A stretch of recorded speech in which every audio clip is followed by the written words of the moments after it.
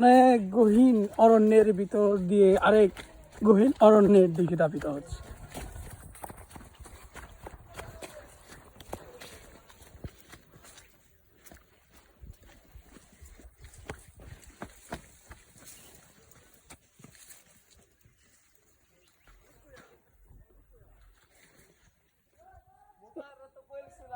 হ্যাঁ, আমার সাথে কথা হয়েছিল, ওনার আগে একবার এসে গেছে। ওনার আজকে বোনের বিয়ে। আপন বোন না, কাজই নয়তো। এখানে কাউকে এনে মানে শত্রুতা যদি থাকে, কাউকে এনে এখানে ছেড়ে দিয়ে রেখে গেলে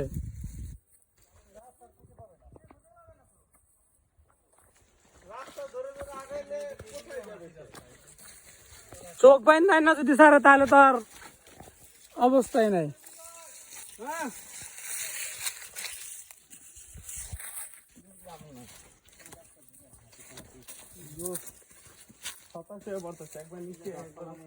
অথচ এই জায়গাতেই প্রতিদিন ওরা সকালে এসে পান টান নিয়ে আবার যায় বিকালে।